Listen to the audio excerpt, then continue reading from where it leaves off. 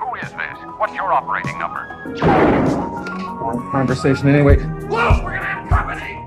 Hello there, and welcome to the 4th episode of We're Gonna Have Company. I am your host, Carly King, and this episode is gonna be very special. I also want to mention that today's episode was filmed at the recent Rebel ScumCon. I had such an incredible time at this convention. Everyone there was so sweet, and they are the ones who gave me this opportunity to interview Lorne Peterson. So I want to thank them from the bottom of my heart for granting me this opportunity. I cannot be more grateful for this. I have been wanting to meet Lorne Peterson my entire life, essentially, and so this was a very special day for me. As many of you that are subscribed to my YouTube channel know, I am a huge fan of the history of Industrial Light and Magic, how it was formed, the people that formed it.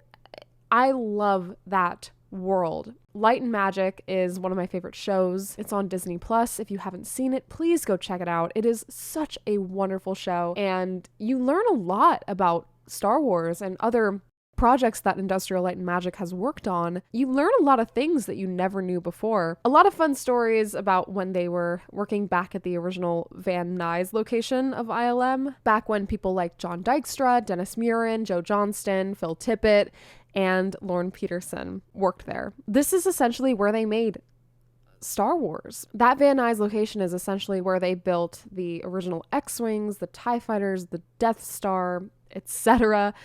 A lot of the original models. That's where they filmed the original crawl, like, the opening crawl with the yellow letters. That's where ILM formed their original model shop.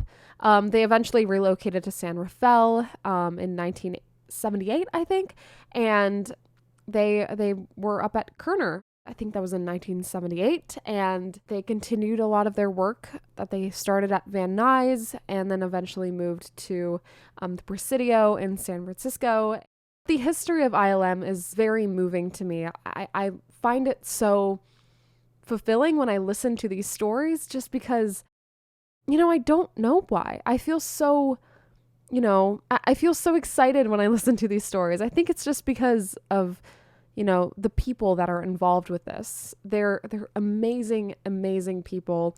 And one of them I'm going to be interviewing today. This gentleman is named Lorne Peterson. And as you guys know, I've mentioned him a lot on my YouTube channel. He is a huge inspiration to me. I mean, he worked on all of the original models, worked on the first 6 Star Wars films, and he worked on Indiana Jones and so many other things. Actually won an Academy Award for his work on Indiana Jones and the Temple of Doom, and was also a chief model maker on Willow, the original 1988 film. He also wrote the book Sculpting a Galaxy Inside the Star Wars Model Shop, which is an amazing book. If you guys haven't checked it out, you have to. He's worked on so many models for the Star Wars films, including the Sandcrawler from the special edition New Hope, Star Destroyer, the X-Wings, TIE Fighters, Y-Wings. He worked on Cloud City from The Empire Strikes Back, the Executor, the Hoth Snowspeeder, the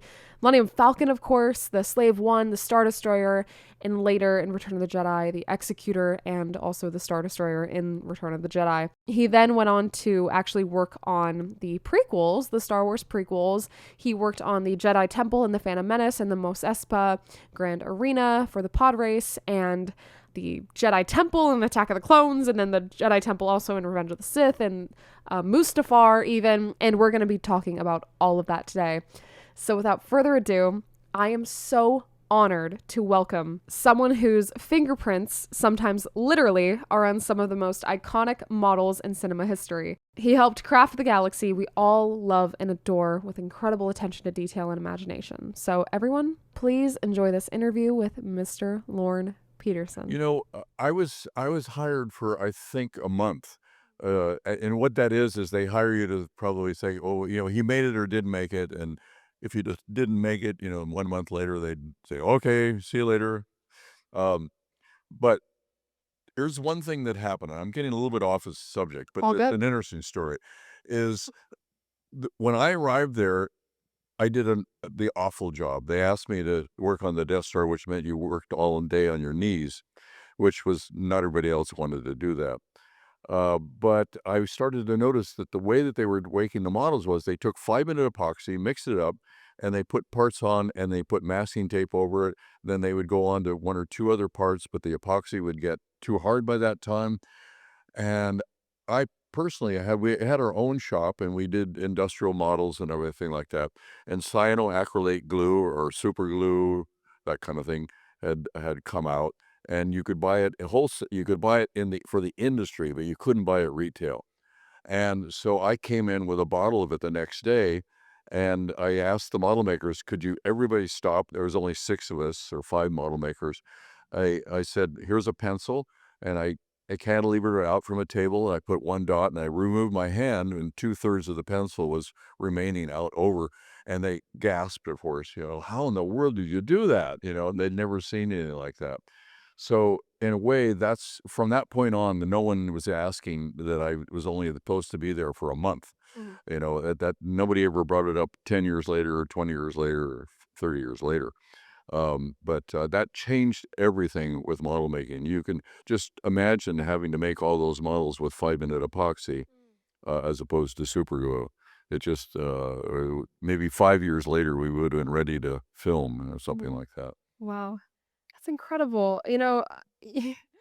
Piggybacking off of those first days at ILM at that Van Nuys location, you've told a story, and it's one of my favorite stories that I've ever heard you tell about how George Lucas randomly came into ILM one night. And would you like to take it away? Sure. I had for sure seen American Graffiti, but, at that time, it doesn't like it mean that the director's pictures were all over Time magazine or anything like that. It was a good picture, but there was an emphasis on the director. So what had happened was when I was hired, it was just for a science fiction film, and there wasn't that much. I knew that George Lucas, a guy named George Lucas that did American Graffiti, was going to be the director. And I sometimes stayed late at night, because, John and I ran our own business, Industrial Design Models, in the morning and after we got home at 8 o'clock or so. So we ran, ragged, and then we had employees that we had work in our shop. So we were we thought, "Well, it's only gonna be a short project. We need to maintain our clients." And it was okay with the company to do that. So, I stayed late many times, and I was there by myself in the shop, and a guy shows up, kind of shorter, darker hair with a beard, and I knew that if he came into the room, he had to have gone through the front office, and he was an official person. He was probably from the studios or something like that. And when he came in, he looked around, and so I introduced myself, and he didn't introduce himself, but, I told him, "These are the bad guys, these are the good guys, this happens here," without giving any story points away or anything like that. I kinda let him know kinda what it was and the details on things, and I showed him. And, maybe 2 days later or 3 days later, the same thing happened. He showed up. He says, "Hi, hi again," and, I had a little conversation. George isn't like a big conversationalist, though, and, so then maybe a week later, I was in the screening room, and he was sitting on one of the couches with the people ever in the room, but all the questions went his directions, and I thought, "Oh, he's not just anybody, he's the director." And, that was the first time I realized that he was the director 'cause he's very understated. Um, on Empire 6 of us had moved up north to restart doing Star Wars. The first Star Wars was done in Van Nuys, and he chose the way I've talked about it, he chose 6 people, is if you make a super custom-made Ferrari and the suspension is totally different than any other suspension, and the engine is different, and the bodywork is different than any other car, et cetera, et cetera, et cetera, to reproduce it, you get one guy that knows the suspension. You get one guy that gets this kind of stuff, and that way, he got the chief person that knew what to do with. But with only 6 people to say, "Well, you're going to work on a multi-million-dollar film, and you have to hire all these people." You can't. They didn't want us to hire people up from L.A. to steal people away from other companies. So it was quite a job to do that. But anyway, George had come. I knew George was coming into the model shop, and so I had like 5 questions I wanted to ask him about different directions or how we were going to go. And I started reading off my questions. I narrowed them down to 3, figured he wouldn't sit still for 5. And I just barely got into 15 seconds into the first questions. And he said, he looked at my paper and he said, that looks like your job to me. And I never, ever asked him what he wanted from that point on. And he never really came in and said, this is what I want. It was like, I thought that's the way directors do it. They delegate and they hire people that do the theme of what they want to do, generally what they want to do, but know how to expand upon, come up with other magical things that he Mhm. never would have thought about. So it's a very interesting. You want to stay to the theme of what he wants to do, but your job is to even think beyond what Mhm. what he first conceives. And it was kind of interesting, a very challenging way to live, to do your job. And I've always said that somebody said, well, how do you come up with all the ideas? In a way, what happens is you, if you answer a couple of questions in a very wonderful, magical way, visually, et cetera, et cetera, et cetera, the expectation is that you'll do it again. And so you get asked to do the next level up of question, the next level, the next level, the next level. And pretty soon it's assumed that you will be able to do whatever you want to do.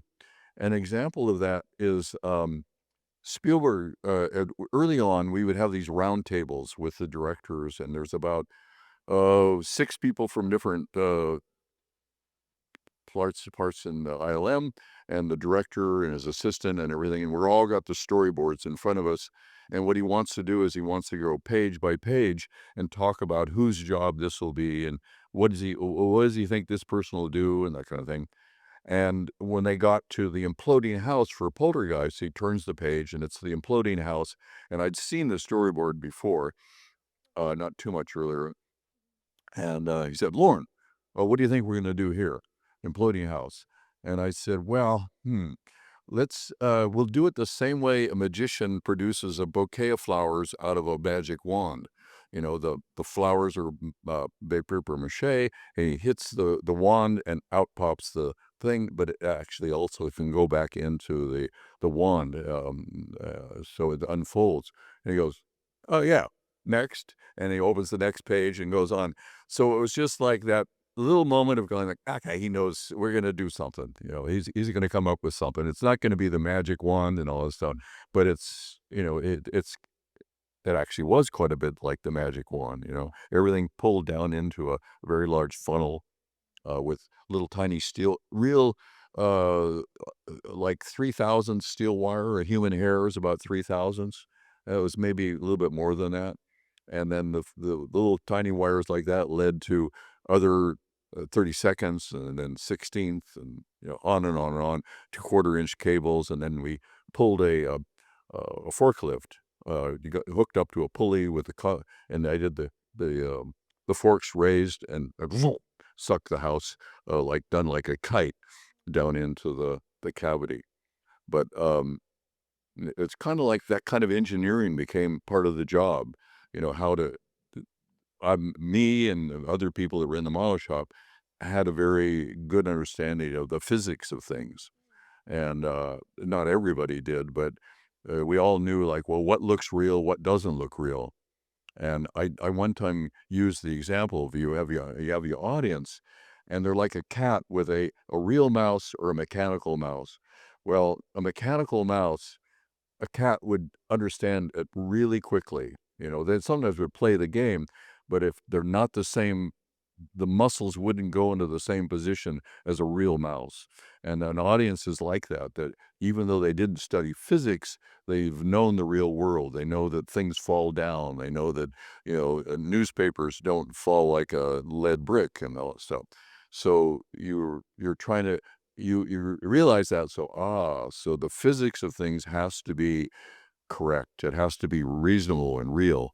Um, Certain things don't bounce, certain things do bounce, and on and on and on.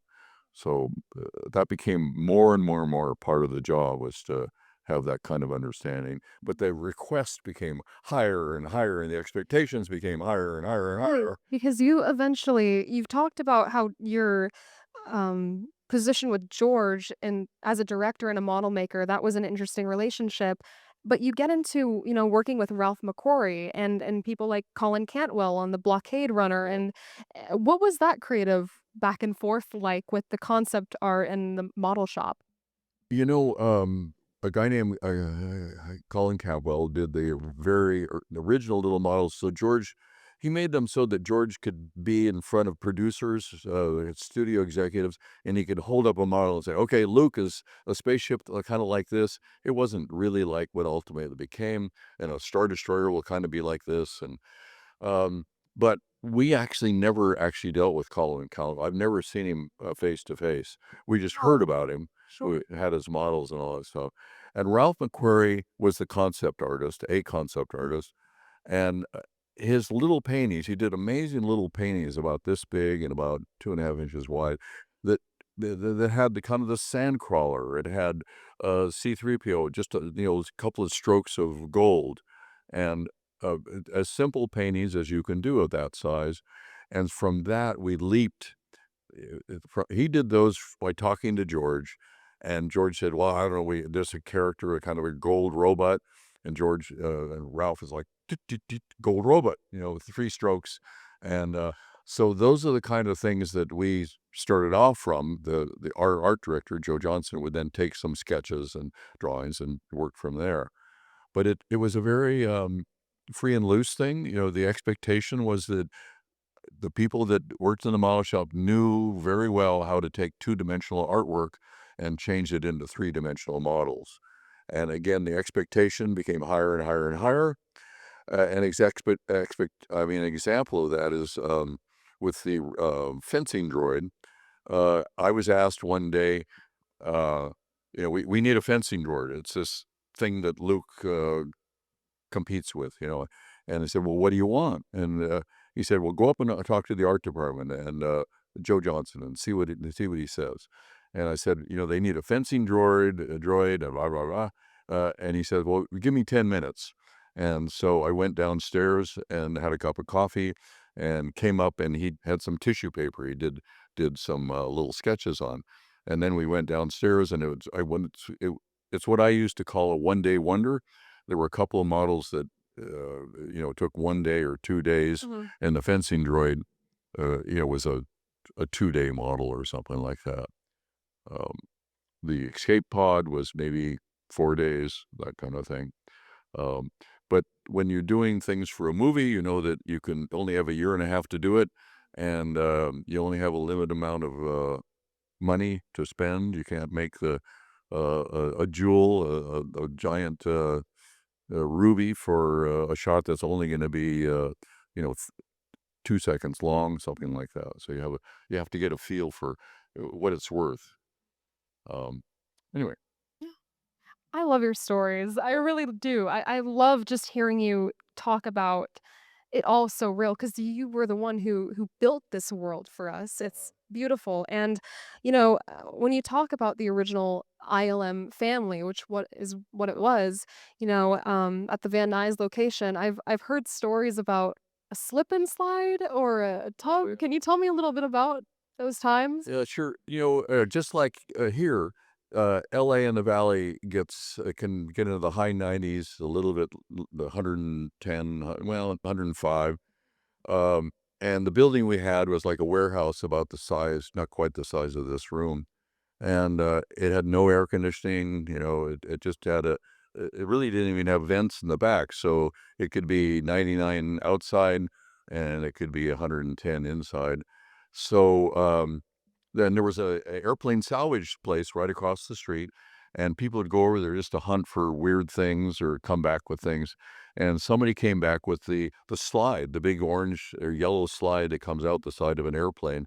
And we had the ability to inflate it. We inflated the thing, and then people realized we could make a slip and slide out of it, a really good one, and put cushions at the end for when you dropped off the end. And we had people hose it off, mist it off, and people brought their bathing suits, and we did that only at lunchtime. But a group of executives did come in a limousine one time, and they started to pull into the parking lot, and they saw what was happening, and then they backed out and drove away. And it was the producer probably had to do a bit of explaining, like, oh yeah, they made themselves a cold plunge in the parking lot out of a big military case. Yeah. Um, re- it was we were only from the youngest one was 19, Pete Coran, and I was the second of the oldest. Mm. I was 30, just turning 30. Um, and quite frankly, there was only like 3 women that worked there in the front office. And we had parties on Friday night. We'd clear the area and have a dance floor. And we made sure that we had these huge Yamaha speakers and we had a good sound system. Um, Songs in the Key of Life was a really big album, and Fleetwood Mac and the Rhiannon and Supertramp and things like that. So we could really blow the walls out, and it was like an industrial park, so there was no big deal. And nobody had an accident on the way home. Nobody crashed a car, even though they were all young and probably drank too much and That's good. all that stuff. Yeah. But Well, I've heard a lot we of had a good time. That's amazing. I love hearing that stories. My next question was, what was the music that you guys listened to? And Fleetwood Mac, it makes so much sense. Reggae also. We were Reggae. really big on reggae. Awesome. Very cool. Well, I love because I've actually visited the original Van Nuys location, and I've discovered new things, and I've discovered on one of the walls one of the original circuit breakers, and this one goes Yeah, it still has where the model shop was and where the wood shop everything. and where the Right, and one was rotoscoping upstairs. It had Yeah. everything. But what's funny, I've noticed there's a door to nowhere upstairs. You open a door and it's just a complete like Oh, 20-foot drop. So what I heard, it was a story from Ben Burt, who's the sound designer for Star Wars, about how you guys had to build facades in front of certain things because they weren't to code whenever people came by to like inspect the place. Oh, well, yes, it wasn't the code because Yeah. what we wanted to do is we wanted to bring the forklift and move things in and out of that room. Yeah. And I guess if you do it to code, you really need to have a lot of safety requirements, that has a sliding door that always slides back. It has a warning light, all that stuff. And it's true in many cases, even when we moved up north, uh, we built a lot of things. No one ever went and got it to code and all that stuff, even a second story. But we hired really good carpenters and plumbers and all that stuff. They were very happy to work for us. But somebody had came up with the idea because it was an empty warehouse, like maybe two-thirds the size of this room. And somebody came up with the idea that they told the carpenters, we want so many 12-foot boards, we want so many 8-foot boards, we want 18-foot boards, we want 24 2x4s. So and some shorties. And what we did was we laid out the rooms with 2x4s. So you'd have a hallway and a doorway, and then this would be a room that would be this wide, have a back entrance, to a hallway, et cetera, et cetera. And they just went to it, pound, pound, pound, and made walls where we just laid the 2x4s. So it was a very easy way. No, there were no drawings or anything. And then somebody said, well, where do you want electrical outlets? And tape, tape, tape, tape, on top of the walls. And the electricians would come in and sweep in and do the stuff. And then we made a second story inside the warehouse, which we didn't ask permission to do that. And but the inspectors did show up one day, and they had a big lunch ready for them, a little layout of To butter them up, meat and stuff like that. And then, of course, we were Star Wars, our stuff, and guys that smoked went upstairs and really smoked up the rooms, tried to, and put a number of phone numbers on the wall, written and all that stuff, and smudged things, trying to pretend like the room had actually been there for a while. They didn't care what at all. They were like, show us some film, show us some models, and nothing like that was going to happen. We got to be the golden children in a way. There's always a million stories, but another one there that I one time decided I only live 3 miles from work, and I was going to go to work really early in the morning before anybody was up. We could all come and go anywhere we wanted. We had the code numbers, and so I thought I'm going to try to go to work as fast as I can. I had a 64 Porsche at that time, and I Nice. I just went around corners as fast as I could, and you know like a and I made it. I got to work, and I'm heading down to the last turn, the right hand turn, and I looked way up in the mirror, and way in the background there was a police light. And I thought, oh my God, somebody saw me. So I quickly went down and I made the right hand turn. I pulled into the little parking lot right in front of the building. I rushed out of my car. I'm at the code machine, and I'm like this, and oh, oh God, I must have been driving too fast. And there's a police car, and the guy comes out of the car, and I'm saying, oh God, I guess I was driving a little fast, wasn't I? And he said, how's the film going? And he Wow. always started talking about that, and he wanted to know the two guy, was it one guy or two guy? I don't remember. But anyway, they wanted to know this and that. And I said, oh yeah, we're doing this, we're doing that. And he says, well, keep up the good work, drive a little slower, I'll see you later. And it's like, Wow. wow, Wow. the various things you could get away with we had such an impact on a small town. The amount of money that we were spending was considerable. It just changed the restaurants. It changed all kinds of service industries and things like that in the town Yeah. because Lucasfilm was there, and we were spending big bucks. Absolutely. And you can still feel that when you go there to this day, you can still feel that energy Uh-huh. at that location. Have you been back since? The old place? Yeah. Yes, I have, for Oh, a yeah. party. We were Nice. really party animals. Yeah. Any celebration. But I was talking about the new location up in Northern Oh, California. the Kerner, right? Kerner, Kerner Optical. Yeah. yeah, Wow. and that's still there, although it's a health facility now. Uh, it's a long story how there was donated stocks that went through the roof that created the health facilities in Marin County for Wow. poor people. Yeah, wow. Well, I want to go back to when we were talking about what George wanted from you guys.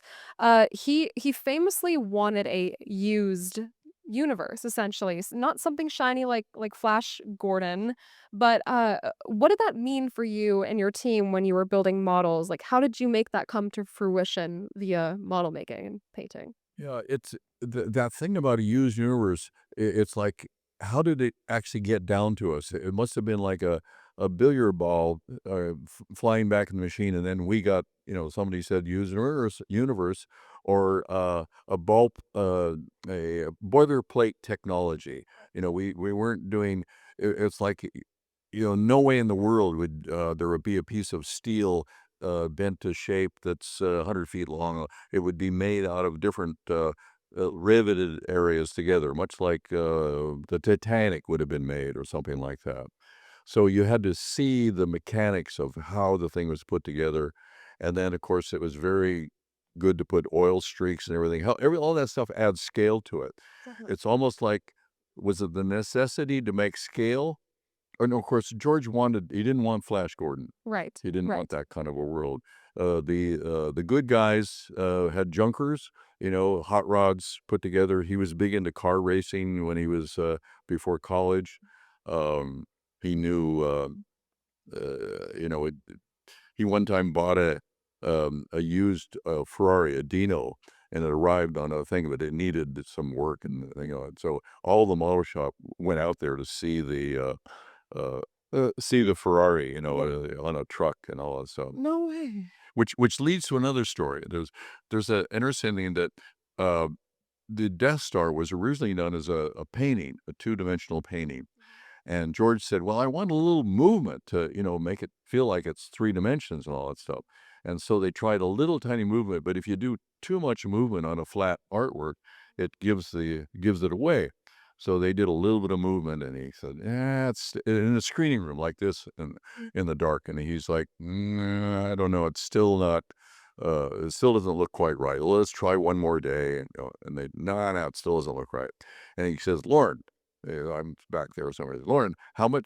We work up how much it's going to cost to actually make a three-dimensional Death Star, and so I made it at like 3.5 feet. It was going to be that. I planned out how much money it was going to be, and of course, the people that were in production, the producers, the money people, were like, "Oh God, we already have the painting done, and couldn't he use that?" They're not saying this to him, but they're saying to Lorne, don't.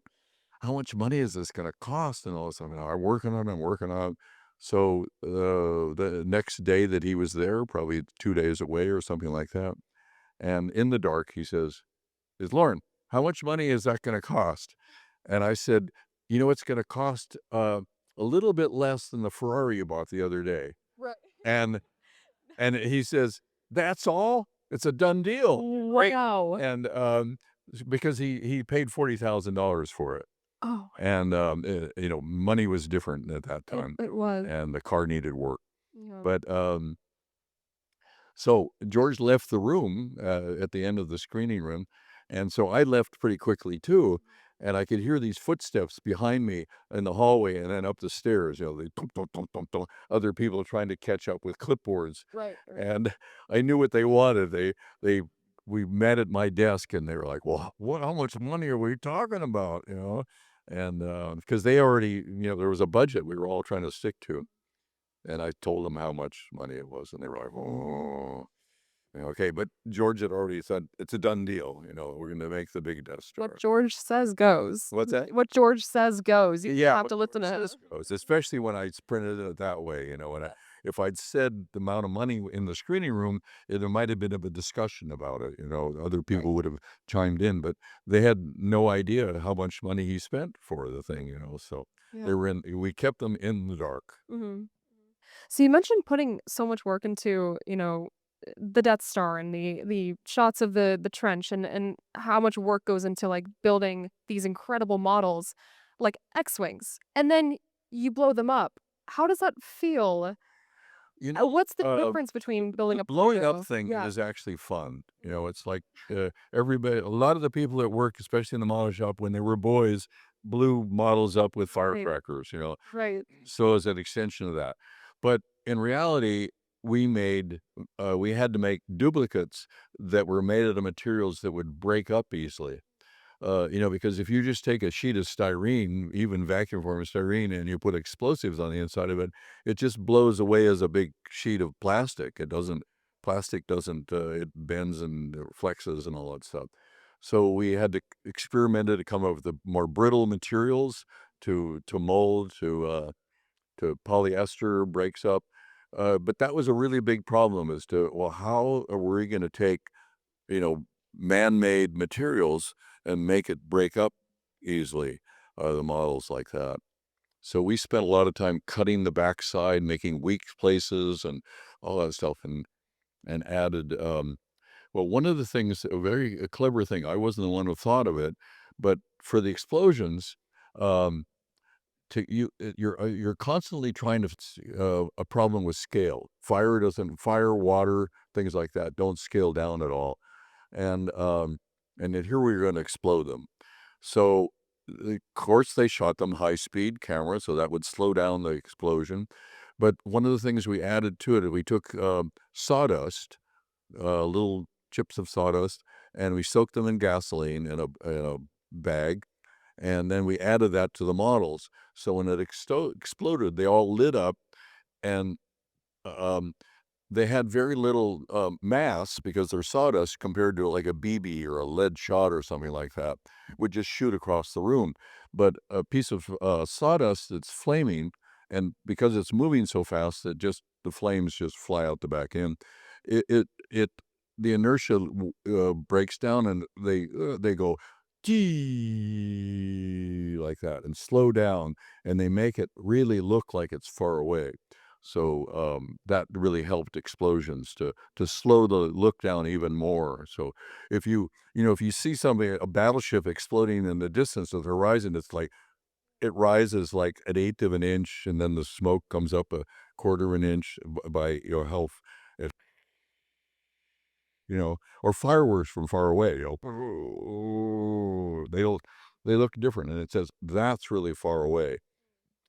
One of the reasons we never had anything chrome, we didn't want Flash Gordon, but the reflection on a miniature piece of chrome totally gives away the scale of what the model is. So even if you're making uh, old-fashioned military ships and everything, like, you paint them gray, do not ever have a shiny stainless steel piece of anything, that because that would totally give away the scale.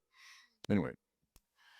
Is there a model that you worked on that you find to be underrated for you? Like, you loved working on that thing, but maybe it didn't become something huge like the sand crawler or something else. Maybe a little something that you made. Well, I could start a list of underappreciated. I'm ready. Uh, but the model makers are like, there's sometimes we'd said, there should be a model shop edition of Star Wars where the dialogue would be, and then the real slow, beautiful shot of the model, and then dialogue come in and over again. So it'd be this, just this lovingly photographed thing of the models. Um, the execution arena was just a beautiful model. It was, we made it like a pie shaped, so the diameter was maybe 20, 25 feet or something like that, and it was just beautifully carved. What we would do is we'd carve it with knives during the day, and then after everybody left, I would take the sandblaster with walnut shell, ground up walnut shells. You can buy walnut shells, everything from the finest powder you've ever seen to about 1/8 inch particles, and it's used for sandblasting, and it's not environmentally friendly. You can take the paint off of ships, and it isn't like using abrasives that are not natural. Anyway, so we used walnut shells for all kinds of things, different scale to scale sand. So we'd measure the size of a piece of sand in Yuma, and then come up with a material that was scaled down from the sand in Yuma, because that would give it away. And but anyway, it was a beautiful model, and yes, it's worked well, but they put in kind of a fog, like an atmosphere. And it's like, oh, the beauty of the model is a little bit Yeah. fade. Well, Uh, I will say, if you want to see beautiful shots of these models, you can check out Lorne's book. You have a book called Modeling a Sculpting of the Galaxy. Galaxy, yeah. Yeah, and it has beautiful shots. I went to the Los Angeles Public Library the other day, and I sat in the library just flipping through this beautiful book. Uh, And there are just these beautiful images of these models. So please check out his book if you haven't already. I'm sure you have because it's iconic. yeah. But It's um, a book that's very, very hard to get. Libraries have it, and I don't want to poo-poo my own book, but you it was can. it was written a long time ago under a bit of duress. I'm not a born and bred writer. Without a cell phone and a computer, they would get in touch with me like on a Thursday and say, chapter 2, we have to have you rewrite and eliminate down to one page has to disappear. And I'd be like, oh my God, my weekend of two-finger typing, of modifying the chapter, and then they'd do the same thing a week later or 2 weeks later, and it was emergency after emergency, but I never, ever would have done a book like that myself. In 5 years, maybe I would have written it, but they had me like a racehorse making that book, and it's not the later models, the latter models, everything became more elaborate, more beautiful, wonderful. Um, the scale of things. Eventually, CG took over desktop models, and so we went off into making what we called bigatures in a way, rather than miniatures. And like Mustafar, the lava planet was not maybe a third the size of this room. It was really big, and it cost as much as a Ferrari. It used 400 shots, and George absolutely loved it. But the whole thing had chain hoist. We could raise the back of it like a wheelbarrow to get the lava flow faster. It had to have giant pumps and filters, and You get in touch with an engineering company and tell them this is the viscosity of the material we're going to be use. We have to filter out the crust and all that stuff. How big a pump do we need? How big of pipes to pump it at certain speed, up to the top again. So it was like a mini multiple person engineering project to figure out how to do this and what would be the weight of the liquid and what would be the, all that kind of stuff. The tolerance of the 3/4 inch thick plexiglass that it ran down that had the orange lights underneath, Yeah. and whether or not the lights were hot enough to melt the 3/4 inch plex, and on and on and on. Which kind of worked because it's Mustafar. Melting is normal on Mustafar. That's kind of works. Yeah. But, like you said, people often underestimate how many physical models were used in the prequels, in the Star Wars prequels. They talk about the CGI, and of course, the CGI is incredible. But the models, especially They would Mustafar, more than fill this room, yeah. and they were a lot of times are really big. Um, one time, it wasn't me, but one of the model makers in some kind of interviews was asked, "Well, how big do you make the models?" And he said, "We never make a model bigger than it would fit into a dumpster." You know, Yeah. because that's usually where the really big ones go to. You'd get one of those big giant dumpsters, a couple of them, and fill them up with stuff. And then there were sometimes when people realized what we were sending off to the dump, and they would go to the dump and retrieve things would be for sale later on. You think, we threw that away and it went to the dumpster, and here it is online. It's for sale. Right.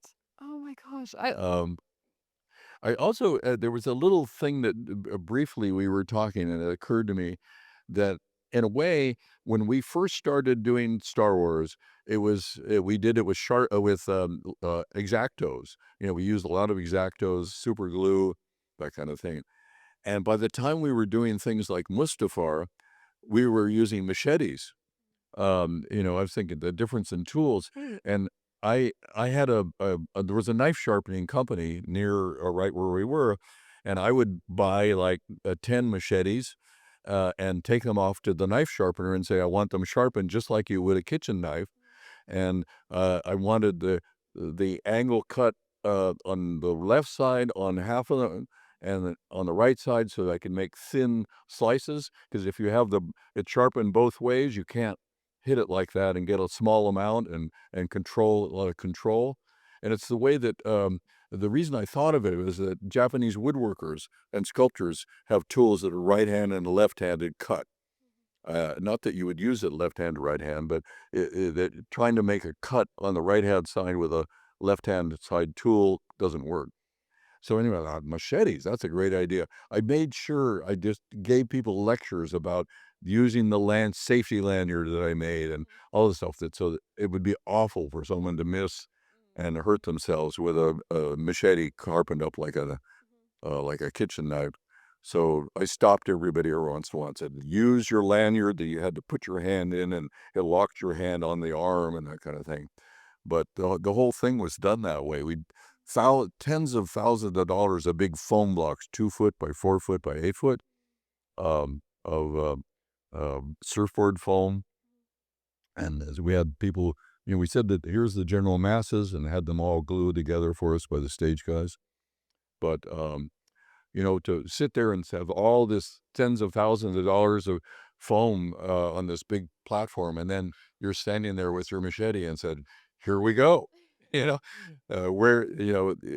like it takes a lot of guts to do something like that. You have to feel and get the crew feeling totally confident that Mm. by the end of the time, you are going to get that thing carved, and it's going to look like the lava planet and all that stuff. Right. But it's and that's one of the things that with the group of people you work with are all those people that it was like, it's going to happen. It's not, there's never, yes, there is doubt at times, but it's like you have the confidence that we've done it before. We'll surmount the mountain. We have a team of people that will do that. So Absolutely. it's Absolutely. not really totally different from everything you guys do too. It's like you come in on Monday morning and the boss asks you to blank, blank, blank, blank, achieve something. it's many times it's a different scale, and it's very physical too. It's not, um, it's not like working at a computer or doing that kind of thing. It's very, very physical, Yeah. and you come home looking like when I would do the sandblasting. Oh man, I came home just like this stuff was raining down because what they would do is they'd do all the carving, but it looked too much like a carving. So what I would do is I take the sandblaster and only shoot up, so it made good stalactites, stalagmites. So smart. So So that smart. it really made it organic looking. What was done with a knife and a cutting tool and machete then looked organic because the Geonosians were supposed to have built their environment with like spittle, like spit from like ants do. Ants like use their liquid and they take dirt and they make like adobe, to build their things. So they had to have that kind of a feeling. It wasn't like hammer and nails and 2x4s. It was more organic. And so one time, one of the guys who was new to the project, I looked and when he was already on at lunchtime, I was looking how everybody had done it, and he had these little bridges between one area and another. And when he came back, I said, these guys fly. Nobody uses a bridge. If they want to go somewhere, Why would they need a bridge? they get up and sit down. And you go, ooh, oh, okay. Little all the little miniature bridges were gone. Nice. You blew them up with the same technology as the X-Wings, just Yeah. blow them up. What's funny, I was talking with so weird to say. I was talking with Dennis Lawson earlier, who plays Wedge Antilles in Star Wars, and he told me that when he was on set in like the little cage, like doing the X-Wing, scene in the cockpit, it was so like he did not understand the scale of what Star Wars was going to be until he was in the theater. How was it for you building these models and then finally seeing the final product? Like the movie. Well, it was pretty exciting, especially the very first time with Star Wars. I I saw Star Wars the very first time with the Carrie Fisher and Han Solo. I mean, and Harrison Ford was there, and the model makers and everything. And it was like when the Star Destroyer came overhead, it now had sound effects, dialogue, all that stuff, and music that it didn't have when we saw it. We saw little bits and pieces. And it's as if everybody gasped at the same time and sucked the air out of the room, is the way I describe it. As as a tsunami headed towards you. It was like it was really an experience, even though we'd seen every little bits and piece. But you see some things like there's that scene where Luke walks out and looks at the double sunset near his house, that little dome, and I got to see that over and over again, and I just thought, oh God, how are they gonna make a movie? How is that gonna fit in the movie? That was a pretty boring scene, you know, him walking out there and then doing it over and over again. And we saw a little bit of that, a little bit of the actors and not an awful lot, but more models. But the models were all made with definitely think how big is a person. We were thinking scale, scale, scale all the time, and where would the cameraman be? How tall is 6 feet? Where he has the camera, or is he on a boom? He's 10 feet off the ground. So at our scale, that means we need to build the model like as if from a 10-inch point of view. Looking out. It's what size is a human being? Where are they? What kind of camera are they on? And so we had a real good idea of what the scale was. We're always working with scale. That's amazing. I want to listen to more of your stories and I want to ask you so many more questions, but unfortunately we are running a little bit over on I have time. a phone number you can call Yes. anytime. You with can any call him question, anytime. day or night. Text, call, FaceTime, all the things. But you can, if you would like to meet Lorne, which I highly recommend you come and meet him. He has a table right out there and you can come by and say hello and ask him all your questions and Really, time is we're that how long? we're at 4:47. We can go a little longer if you want to. How are we feeling? You know, We're good? Okay. We can't. But I'm going to say Okay. one time in India, I was talking at the embassy, and they were all off a half a day, and they wanted to hear about everything about the U.S. or model making, and I spoke for almost 4 hours, because We would soon go 4 hours, right? Thank you. as soon as I was ready, as soon as I was We're ready being to played off. pack it down, someone would say, Aren't you going to talk about Poltergeist? And I'd say, okay, we'll show some videos on the Yeah. Poltergeist. And then, but I stayed here late to hear a Star Trek, okay, Star Trek. Oh, And I allowed everybody, I said, some of you have babysitters. I know you have places to go pick up your kids. You can get up and walk out. I'll never feel bad about it. And so by the time 4 hours went by, there was only about 12 guys left in the front row. Yeah. And they were all Star Trek fiends. Trekkies. Awesome. Well, thank you again, Lorne, for being here. And thank you to everybody for coming. We really appreciate it. Oh, thank you. Thank you so much for listening to today's episode of We're Gonna Have Company. If you enjoyed this episode, please leave a like and comment down below what you enjoyed about it. What was your favorite story that Lorne talked about? What was your favorite model that he worked on? Let me know your thoughts in the comments below. I'd love to hear them. But anyways, thank you guys for listening, and I will see you in the next episode. May the force be with you always.